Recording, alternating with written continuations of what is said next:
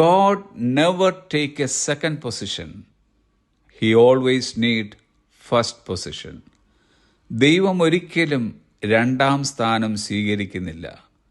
അവനെപ്പോഴും ഒന്നാം സ്ഥാനം ആവശ്യമാണ്. ഒരിടത്ത് വായിച്ചതിങ്ങനെ, God will put up with a great many things in the human heart. മനുഷ്യഹൃദയത്തിൽ ദൈവം ഒരുപാട് കാര്യങ്ങൾ സഹിച്ചെന്ന് വരും.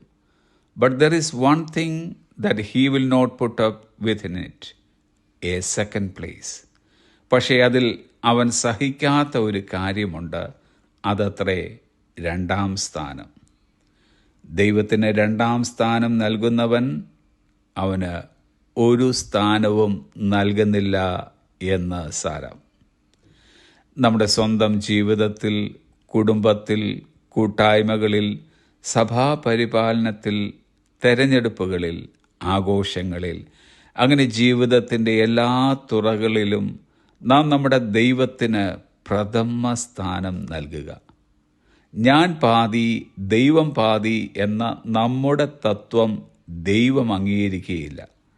ദൈവത്തിൻ്റെ തത്വം എന്നത് either God is the Lord of all or God is not the Lord at all.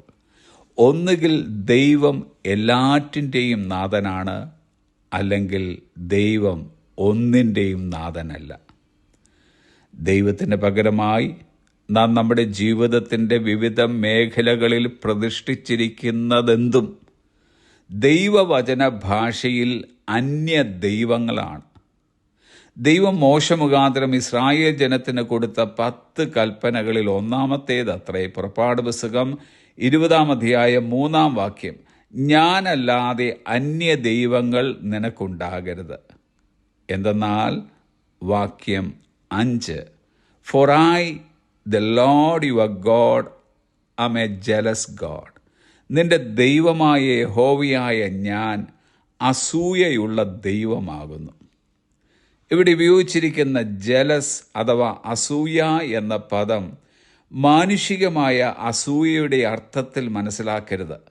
മറിച്ച് ഉടമ്പടി ബന്ധം നിലനിർത്തുന്നതിനുള്ള തീഷ്ണതയായിട്ടാണ് മനസ്സിലാക്കേണ്ടത്. ദൈവത്തിൻ്റെ അസൂയ ഒരു സംരക്ഷണാത്മക സ്നേഹമാണ്. അത് തൻ്റെ ജനം തനിക്ക് മുഖ്യസ്ഥാനം കൊടുക്കുന്നു എന്ന് ഉറപ്പാക്കുന്നു. അതുകൊണ്ട് നമ്മുടെ ദൈവം തീഷ്ണതയുള്ള ദൈവമാകിയാൽ അവനെ നാം അസൂയപ്പെടുത്തരുത്. യേശു കർത്താവ് ഇങ്ങനെ പറഞ്ഞു, മുൻപേ അവൻ്റെ രാജ്യവും നീതിയും അന്വേഷിക്കുക. നമ്മുടെ കർത്താവാകട്ടെ നമ്മുടെ ജീവിതത്തിൻ്റെ എല്ലാം എല്ലാം.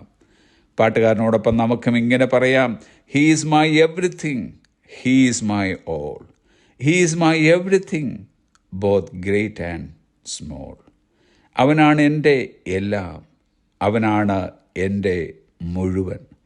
എൻ്റെ എല്ലാ വലുതും ചെറുതുമായ കാര്യങ്ങളിൽ അവനാണ് എൻ്റെ എല്ലാം. Give our God the first position in our life. നമ്മുടെ ജീവിതത്തിൻ്റെ എല്ലാ തുറകളിലും നമ്മുടെ ദൈവത്തിന് ഒന്നാം സ്ഥാനം കൊടുക്കുക. Have a blessed day.